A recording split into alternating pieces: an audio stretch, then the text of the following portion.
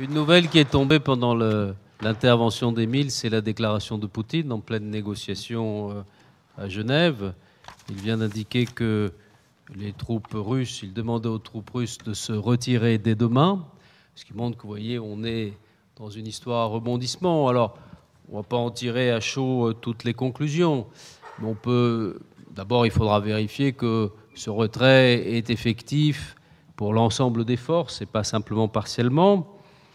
On peut penser que, par rapport à ce qui a été dit à l'instant, il considère qu'il a suffisamment rétabli la place du régime pour, d'une certaine manière, laisser à la négociation ce régime à son sort, y compris son chef. On peut penser que les Russes avaient tout à fait vu le risque pour eux d'un enlisement, et ils peuvent considérer qu'à ce point, des coups portés contre Daesh, le retrait leur redonne des marges de manœuvre. Et puis surtout, ce moment de la négociation, c'est le risque quelque part de la peur du vide, parce qu'ils ont apporté peut-être pas la bonne réponse, ou la réponse toujours la plus affûtée, mais elle a été au moins une forme de réponse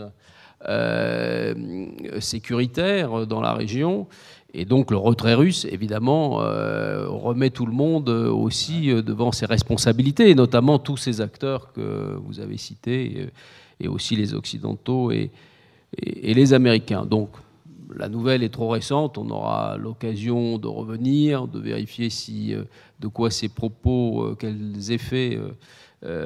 sont les effets qui suivent ces propos, et au fond ce que recherche par ce coup de théâtre quand même Poutine en pleine négociation, mais je voulais le livrer parce que évidemment la suite va pas être impressionnée par cet élément, mais simplement on voit bien par rapport à votre conclusion combien voilà, cette crise était une crise qui avait des lendemains, qui était difficile, qui est forcément difficile à régler, et que la carte russe, qui était devenue un facteur à la fois bloquant, mais en même temps quelque part stabilisant, cette carte, elle est d'une certaine manière désengagée aujourd'hui, et elle implique donc, comme je le disais, pour tous les acteurs des repositionnements. Alors, maintenant, c'est à toi, Bruno, et je te laisse la parole.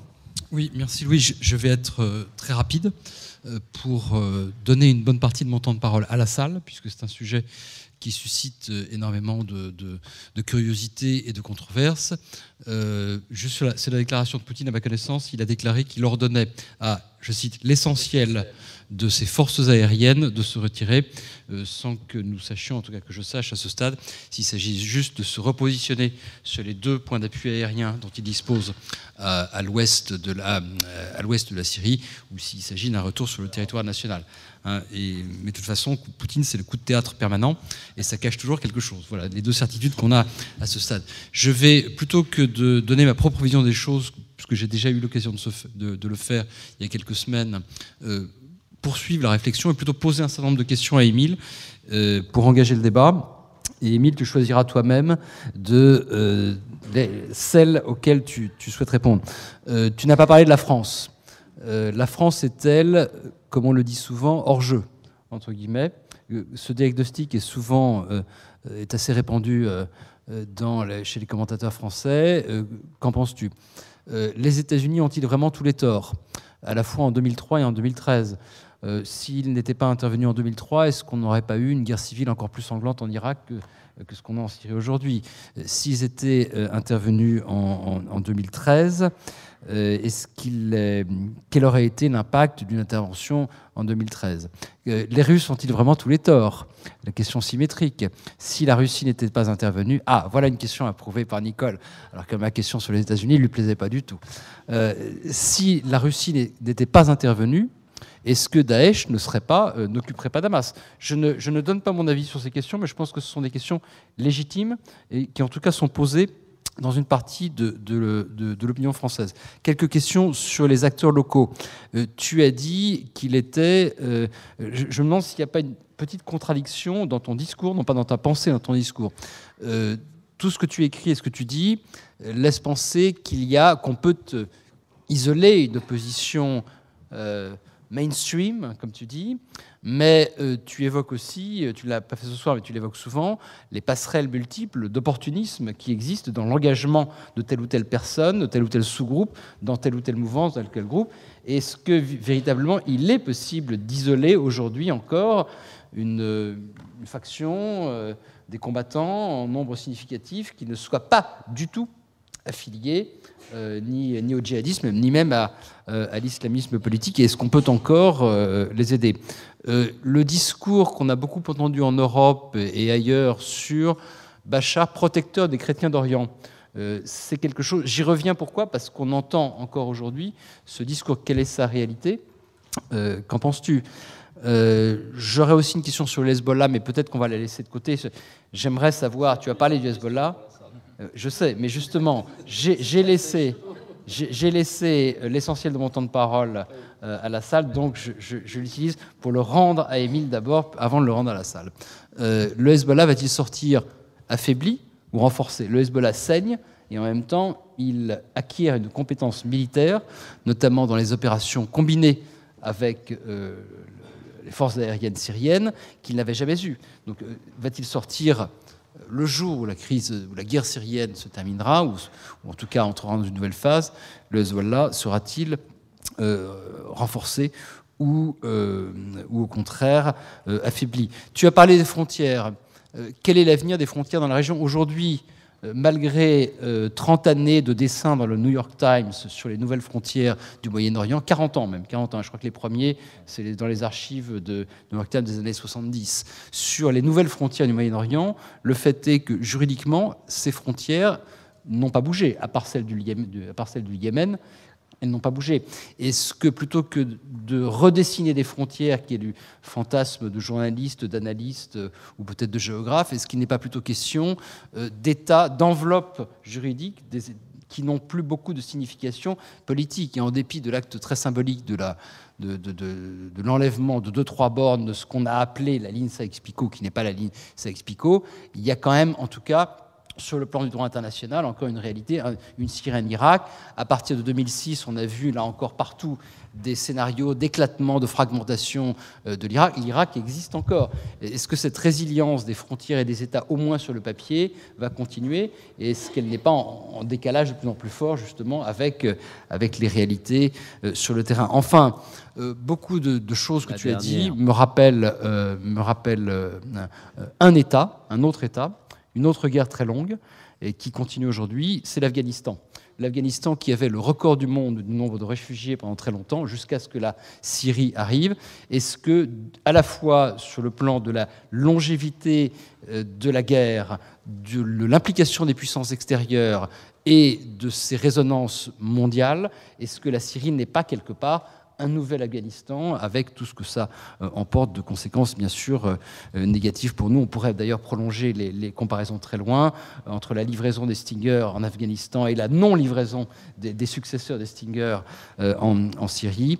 Et enfin, une toute dernière question, et je n'aurais pas déplacé non, puisque tu m'avais donné 30 minutes et que j'en utilise 9:30. Est-ce que la prochaine administration américaine...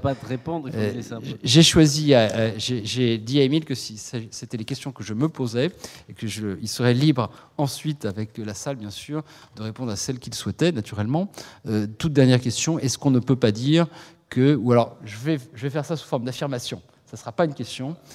Je prends le pari que la nouvelle administration américaine, quelle qu'elle soit, la nouvelle présidente américaine, aura, dans tous les cas de figure, une politique qui ne sera pas celle d'Obama. Je ne sais pas ce que ça apportera, mais il y a quand même quelque chose qui va se passer au mois de janvier.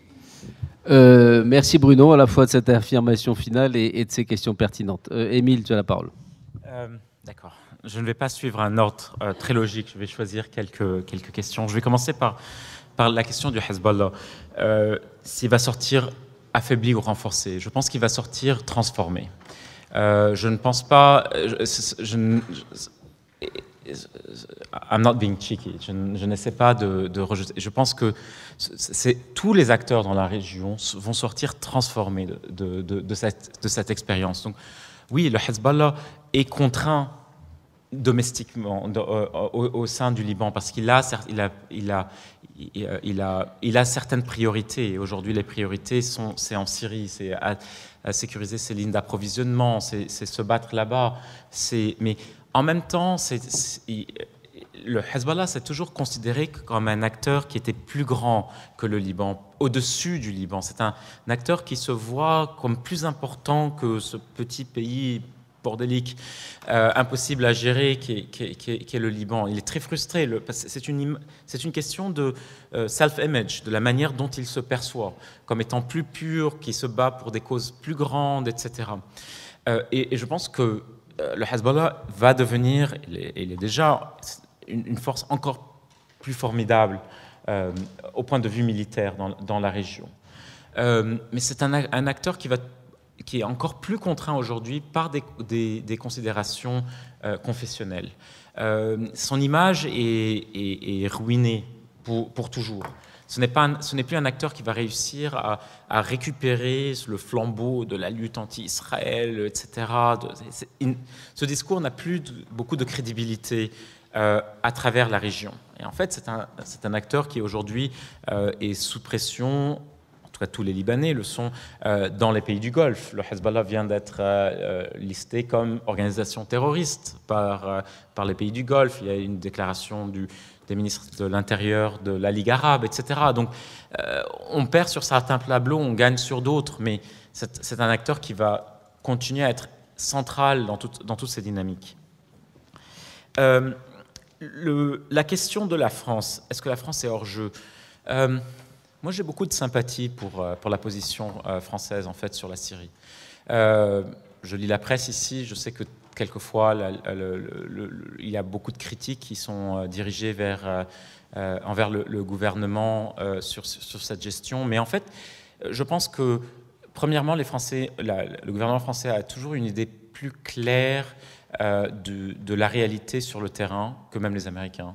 Ils ne se sont pas fait d'illusions sur les questions du chimique, sur les questions du régime, etc. Oui, il y a eu des erreurs au début, mais ce n'est pas ça. Mais la France en elle-même est totalement dépendante des États-Unis. Elle ne peut rien faire sans. Donc en fait, c'est sur le terrain syrien. Ce n'est pas juste le cas de la France, c'est le cas de la Grande-Bretagne aussi. Donc, ils n'ont pas réussi à convaincre Obama de changer de stratégie. Je pense que les diplomates ici, les officiels, ont bien essayé. C'est la même chose pour les Britanniques, etc. Et en fin de compte, c'est it's the worst of all worlds. Parce qu'en en fait, il n'y a pas de vrai succès pour la France en Syrie et elle est accusée d'un peu tout à la fois. Donc c'est une situation assez impossible. Donc, elle est hors jeu? Non. Pour moi, c'est la France qui maintient, et la Grande-Bretagne, qui sont les deux pays qui s'assurent que les États-Unis restent honnêtes à Genève.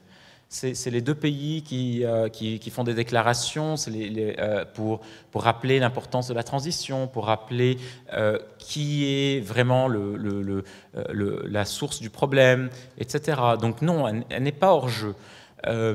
Mais en fin de compte, son influence ne sera décisive que lorsqu'il y aura un changement de stratégie américaine. Donc voilà. Est-ce que la Russie a tous les torts ?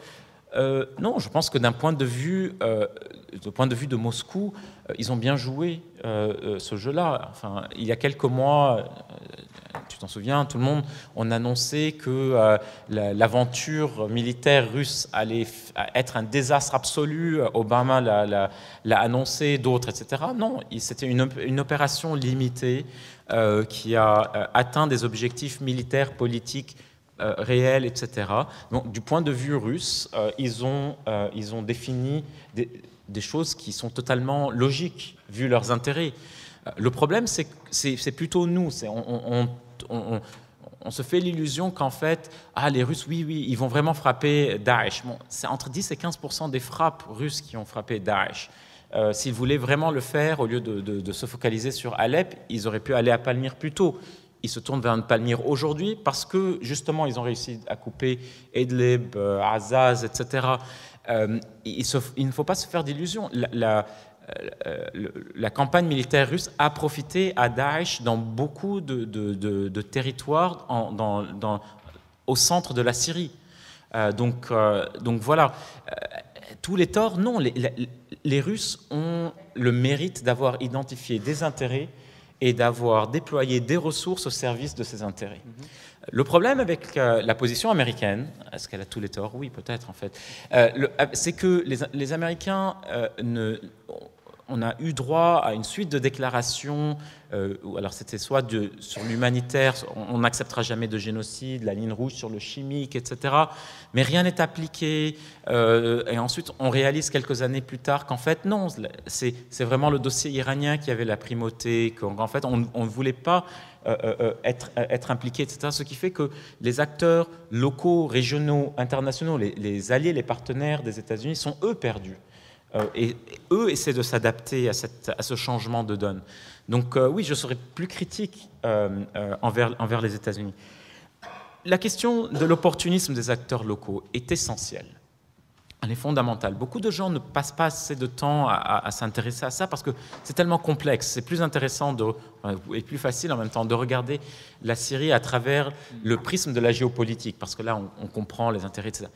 Il faut comprendre que dans une situation de guerre extrême comme celle-là, les calculs, ce sont des calculs essentiellement de survie. C'est des calculs de...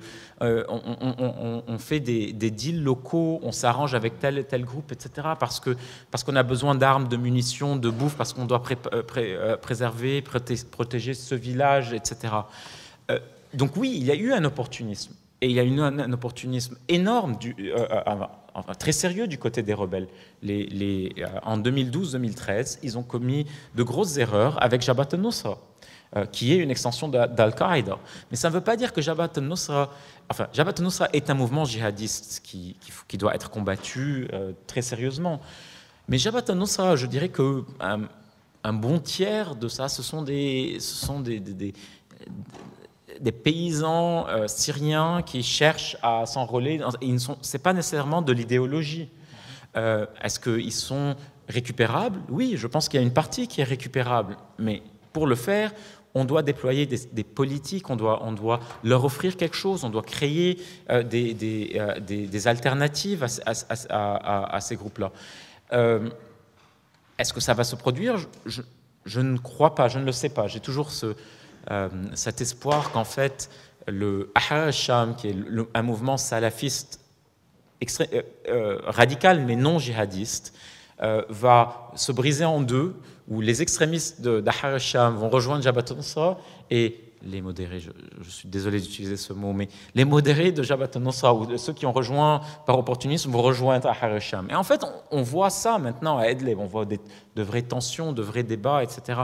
Donc oui, les acteurs locaux sont opportunistes, mais ils sont opportunistes partout. Le régime syrien, aujourd'hui, est une collection de milices, en fait. C'est mieux de comprendre cette machine de guerre comme étant une collection de milices. Le régime syrien a permis à des acteurs locaux ou même étrangers de venir se battre pour lui, avec lui, etc. Donc il y a une grande variété en termes d'idéologie, de loyauté envers le régime, de compétences sur le terrain, etc. Finalement, l'idée que Bachar el-Assad et le régime est protecteur des chrétiens et des minorités, c'est un argument qui me trouble énormément. C'est quelque chose qui me...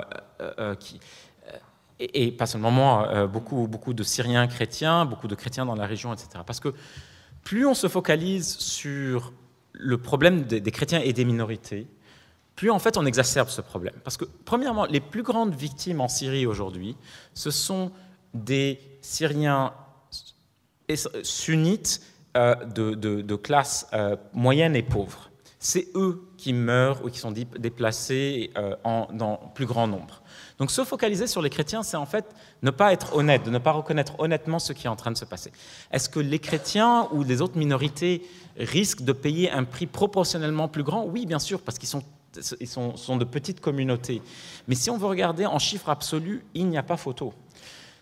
Bachar el-Assad et d'autres, ce qu'ils font, c'est qu'en fait, ils prennent en otage ces communautés. Ils rentrent dans des arrangements où, en fait, pour avoir le droit de ne pas se voiler ou de prier, on abandonne tous ces autres droits politiques ou ces droits sociaux. On n'est plus engagé. Et on a toujours ce monstre islamiste et djihadiste qui existe. Mais pour le combattre, on ne peut le faire qu'en s'alliant avec les modérés qui existent dans la communauté sunnite. Donc il y a beaucoup de chrétiens syriens qui disent on ne veut pas vraiment se lancer dans ça, parce que en fait, la démographie et l'histoire sont là. Et finalement, un dernier point sur ça.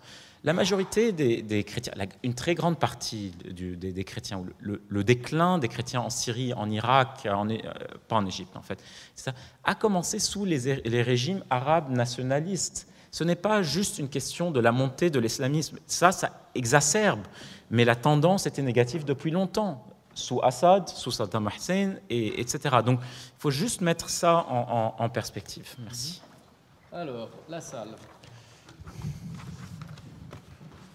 Est-ce qu'il y a des questions? Monsieur Marzel. Monsieur Cameron, vous aurez la parole en second pour cette fois. Merci. Je voudrais savoir, le reproche fait aux États-Unis, notamment ici, de ne pas intervenir, ou en tout cas pas assez dans la région et dans le conflit, est-ce que ce n'est pas une posture un peu paradoxale quand on voit de la part de la communauté internationale autant d'engouement pour le désengagement annoncé de Barack Obama pour ces questions-là, et notamment parce que la politique qu'il avait du leadership from behind, qu'il avait fait en Libye, avait plutôt porter ses fruits sur l'image qu'on se faisait des Américains dans la région. Je vous remercie. Merci Joseph, vous passez la... Voilà, très bien, Monsieur Cameron. Bonsoir.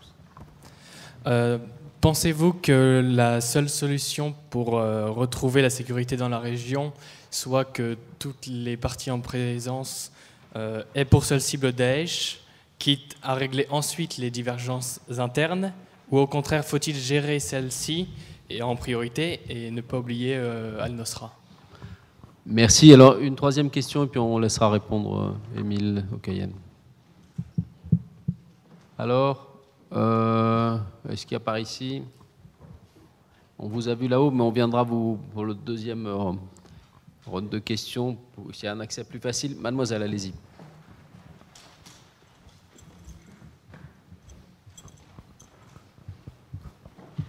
Merci, bonsoir.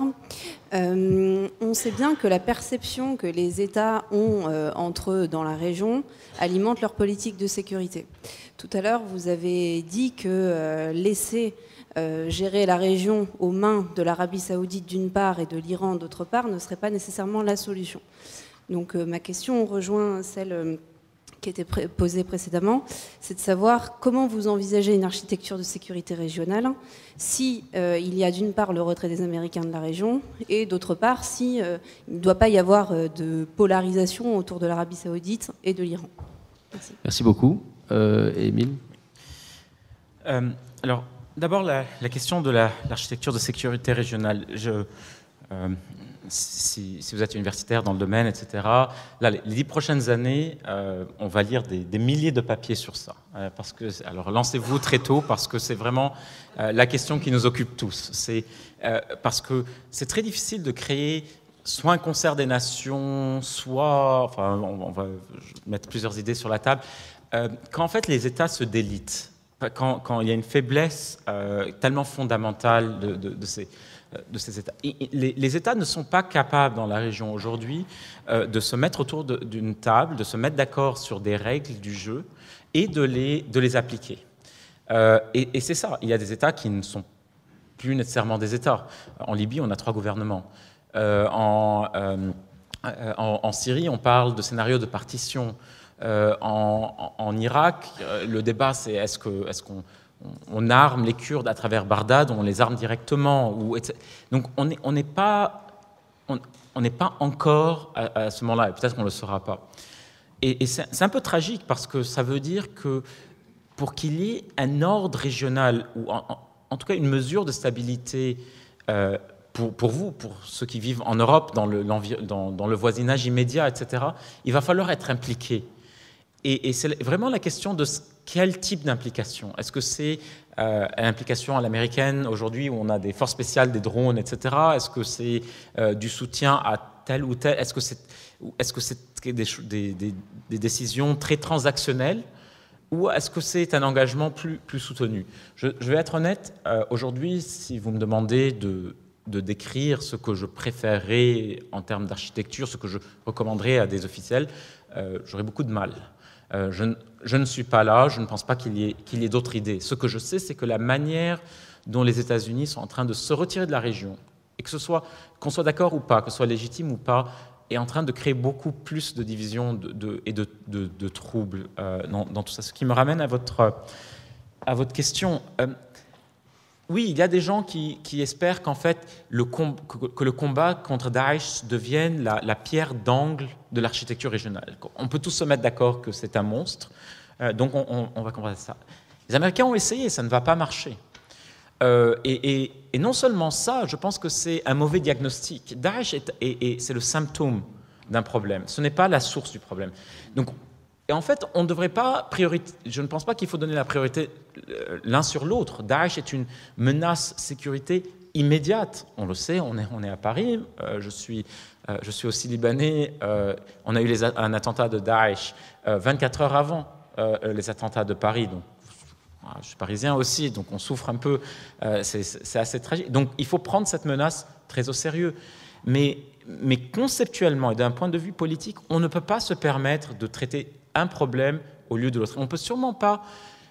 On a toujours envie de trouver un principe organisateur d'une politique régionale. Et à un moment dans la région, c'était l'Iran. On était soit pour l'Iran, soit contre l'Iran. Ça, c'était jusqu'en peut-être 2010, 2011, un peu la ligne de fracture.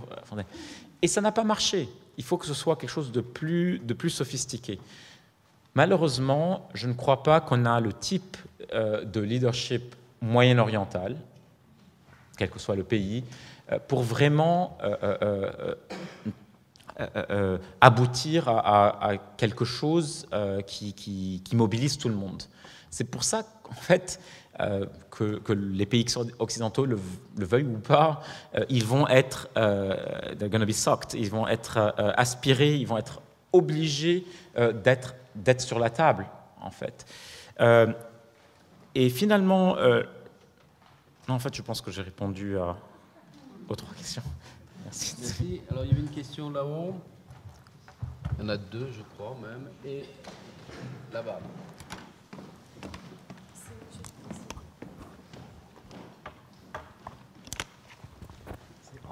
Merci. Oui, bonsoir. La Turquie est un pays gigantesque qui a des frontières stratégiques. La mer Noire, les pays du Caucase, l'Iran, l'Irak, la Syrie, la mer Méditerranée. C'est un membre important de l'OTAN, dont 2 membres, la France et les États-Unis, opèrent actuellement en Syrie.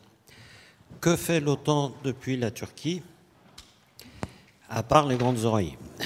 Pardon, vous pouvez répéter ça? À part ses services d'espionnage, les grandes oreilles. Merci, monsieur. Il y avait une autre question qui était là. Oui. Et on prend une 3e. Est-ce que... Oui, bonsoir. Une question. Est-ce que dans ce conflit, il n'y a pas un pays qui a intérêt à ce qui perdure, c'est la Russie? Est-ce que la Russie n'a pas intérêt à ce que ce conflit perdure, tant pour des raisons internes qu'externes, puisque finalement c'est un excellent test pour elle de la réactivité, ou non-réactivité d'ailleurs, des Occidentaux? Merci, monsieur. Une question des étudiants que je pousse à intervenir. Madame, écoutez... Vous avez évacué d'emblée l'aspect économique. Est-ce que vous pouvez quand même parler peut-être du problème du pétrole? Très bien. Je vous laisse répondre. La question économique, elle est centrale, bien sûr. Et le pétrole, que ce soit la chute des prix du pétrole qui affecte un peu tout le monde dans la région, mais qui affecte les pays très différemment en fonction de leur situation économique existante, etc. Bon, est-ce que la chute des prix du pétrole affecte l'Iran et l'Arabie saoudite de la même manière? Non. L'Arabie saoudite a d'énormes réserves, mais son économie est beaucoup plus dépendante du pétrole, alors que l'Iran est un pays qui a montré de la résilience énorme à cause des sanctions, à cause, etc., qui a une économie beaucoup plus diverse. qui est moins dépendant du pétrole, mais qui a plus besoin du cash aujourd'hui parce qu'ils n'ont pas ces énormes réserves. Donc, on sait que le pétrole va avoir un énorme impact. On sait que le peak oil ne va pas se produire. Donc, en fait, peut-être que je pense que la chute va s'arrêter des prix du pétrole, mais ça ne va pas vraiment remonter au niveau que les gouvernements veulent pour un peu balancer leur budget. Mais ça va avoir un impact assez fondamental, je pense, essentiellement sur les pays du Golfe. Ça va aussi réduire leurs moyens en termes de stratégie régionale. Qui on finance? Est-ce qu'on peut se permettre de financer une guerre au Yémen, le régime de Abdel Fattah al-Sisi, etc., l'opposition syrienne en même temps ou pas? Et d'un point de vue iranien, la question c'est, bon, on a justifié la dépense du programme nucléaire, l'isolation, les sanctions, etc. pendant très longtemps. Est-ce qu'on doit continuer à faire tout ça, ou au contraire, est-ce qu'on doit profiter des nouvelles ressources, des nouvelles rentrées d'argent pour autre chose, pour des dépenses d'investissement interne, d'infrastructure, etc. Donc il y a des débats. Les pays du Golfe, est-ce qu'ils vont commencer à taxer leurs citoyens, etc. Mais en fait, la question économique est fondamentale pour comprendre la révolution syrienne aussi. Mais quand j'ai mis la question du pétrole de côté, etc., je veux juste convaincre les gens qu'en fait, les Américains ne sont pas allés en Irak pour occuper les puits de pétrole. Ils l'auraient fait sinon. Et c'est la même chose. La Syrie, il y a des idées comme quoi tout a commencé parce qu'il y avait des gazoducs qui devaient passer et que les Turcs et les Qataris n'étaient pas d'accord avec Assad. Ce n'est pas ça. Mais oui, la question économique est fondamentale parce que les choix économiques, par exemple, de Bachar el-Assad, depuis 2000, ont eu un effet énorme sur le pays en termes d'agriculture, d'industrie, qui en profitait, qui n'en profitait pas, etc. Et dans le cas syrien, la question du pétrole est assez secondaire. Est-ce que la Russie a intérêt à ce que le conflit perdure? Je ne suis pas un spécialiste de la Russie. J'ai des opinions très arrêtées sur ce que j'étudie et ce que je sais. Et sur des questions comme la Russie, j'essaie de ne pas trop m'aventurer. Il faut être un vrai spécialiste pour en parler. Mais je vais vous donner juste mon idée. Je ne pense pas que les Russes veulent un conflit qui dure pour toujours. Mais je pense qu'ils sont d'accord avec un conflit gelé. Un conflit, tant que Assad contrôle l'ouest de la Syrie, et tant qu'il n'y a pas une menace directe sur lui, je pense que les Russes sont satisfaits. Ils peuvent continuer à justifier la dépense, qui n'est pas énorme, la dépense financière. Et ensuite, il faut comprendre que la manière dont un système comme le système russe absorbe et comprend la dépense, et cette dépense-là, est très différent de système démocratique. Il n'y a pas un débat énorme en Russie ou en Iran, par exemple, sur le coût de leurs opérations. Premièrement, parce qu'il n'y a pas beaucoup de transparence. Et deuxièmement, parce que tout est justifié, soit d'un point de vue géopolitique, soit d'un point de vue idéologique. Par exemple, en Iran, je suis désolé, je digresse un peu, mais parce que c'est lié.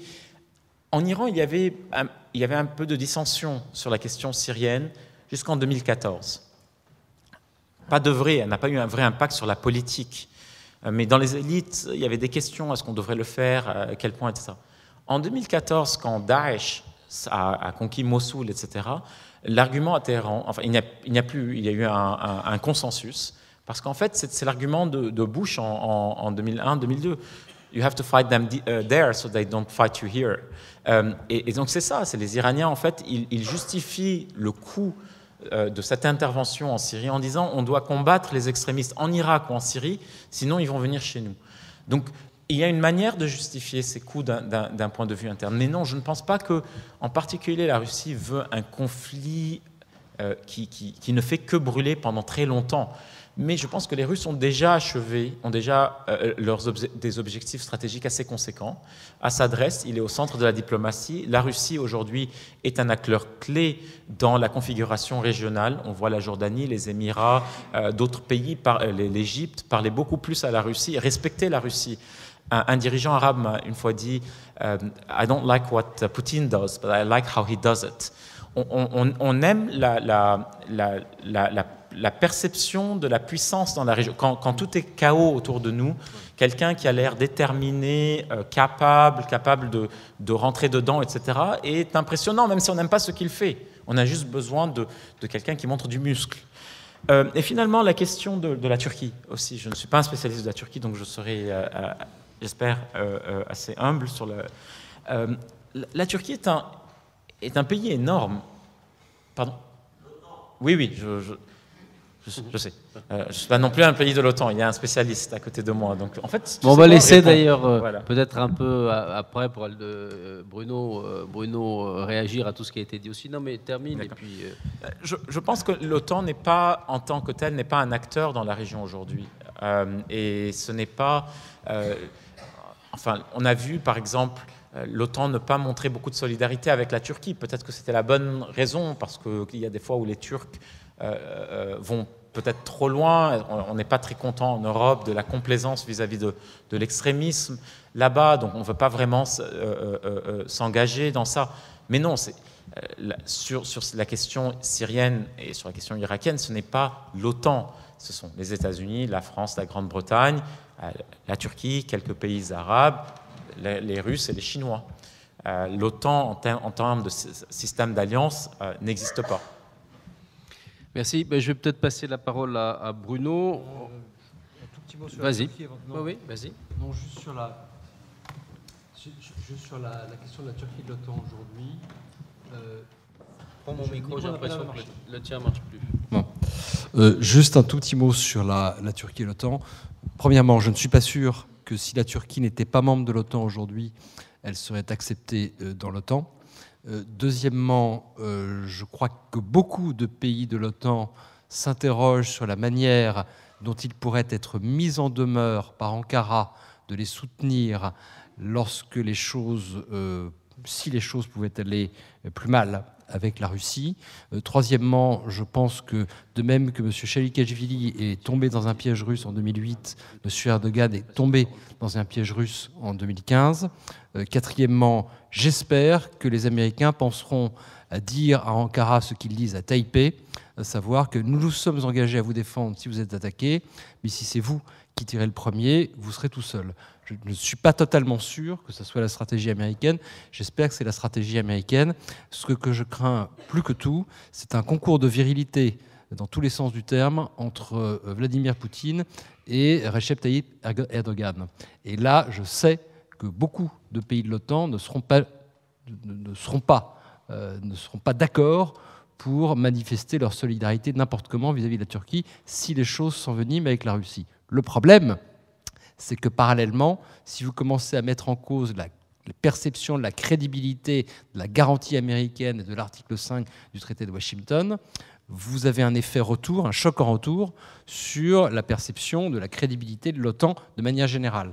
C'est quelque chose à suivre de très très près pour toutes les raisons que je viens de mentionner.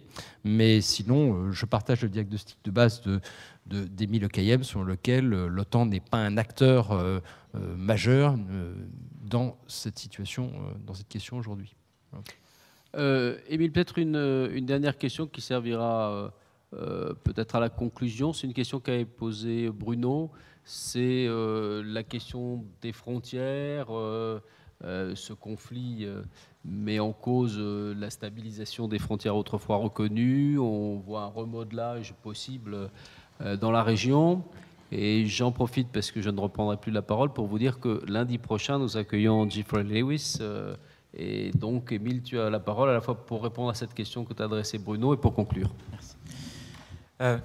Oui, la question des frontières, c'est vraiment ce qui est revenu sur le devant de la scène dernièrement. J'étais à Londres il y a 2 semaines, c'était aussi ça. C'est très intéressant d'être à Paris et à Londres et d'en parler parce que, en fait, on a beaucoup à gérer le sentiment de culpabilité, quelquefois, des anciennes puissances coloniales qui s'imaginent, etc. Moi, je vous dis, ne vous sentez pas hyper coupable. C'est pas seulement vous, c'est essentiellement un problème dans les sociétés arabes, dans les États arabes. une mauvaise gouvernance, etc. Est-ce que les frontières, on parle beaucoup de Sykes-Picot, on oublie que par exemple Sykes-Picot n'a pas été appliqué, en tout cas c'était une question de zone d'influence. Les frontières ont été plutôt dessinées à Sèvres et plus tard, et les acteurs locaux étaient représentés, ils n'ont pas toujours eu ce qu'ils voulaient, mais beaucoup des États qu'on a vus sont des États qui ont une légitimité, qui sont assez organiques. En fait, quand je parle aux Irakiens, par exemple, je ne perçois pas une énorme demande pour un découpage de l'Irak. Quand je parle aux Syriens, je ne vois pas ça. J'ai parlé tout à l'heure du Liban. Le Liban est un pays très complexe où une guerre civile de 15 ans, etc., et l'État a quand même survécu les frontières. Ça ne veut pas dire que les questions internes ont été résolues de manière satisfaisante, loin de là. Mais ce que j'essaie de dire, c'est qu'en fait, la situation a l'air tellement dramatique aujourd'hui qu'on essaie de penser à du engineering, quelque chose, une solution où, en fait, si on change de manière fondamentale quelques lignes, etc., les choses s'apaiseraient. Je ne soustrais pas à cette pensée, et non seulement ça, je ne pense pas que ce soit le devoir, la responsabilité ou le droit de puissance extérieure de venir en discuter. Alors, une fois que je dis ça, oui, il y a des scénarios qui sont en fait souhaitables. La fédéralisation, la décentralisation, c'est des choses qui doivent être explorées, qui, j'espère, vont être explorées de plus en plus dans la région. Parce qu'en fait, si c'est un problème, si on est d'accord que le diagnostic, c'est un problème de mauvaise gouvernance, de faiblesse des sociétés, etc., c'est une manière de donner responsabilité aux acteurs locaux sur ces choses-là. On vivait dans le monde arabe dans le mythe de l'homme fort, de l'État fort, de l'armée forte, etc. Voilà le résultat qu'on a. C'est assez pathétique.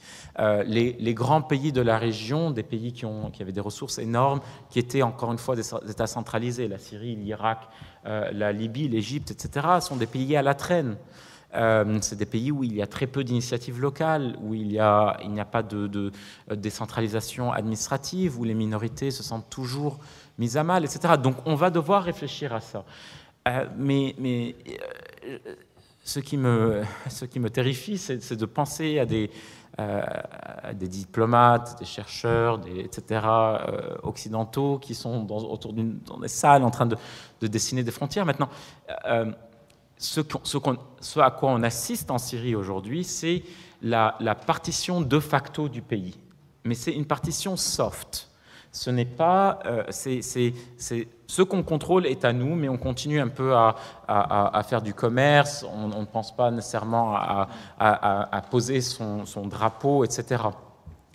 Je pense que ça, c'est inévitable, c'est la nature du conflit.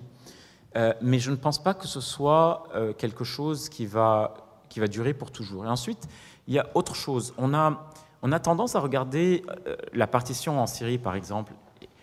Elle n'est pas viable. La plupart de ces pays ne sont pas viables économiquement, d'un point de vue infrastructure, etc., si on crée ces entités.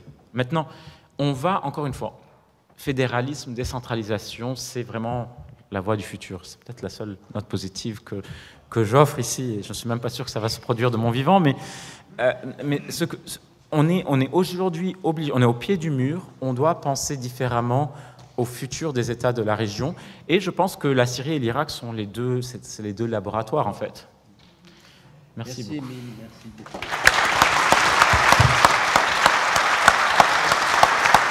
C'était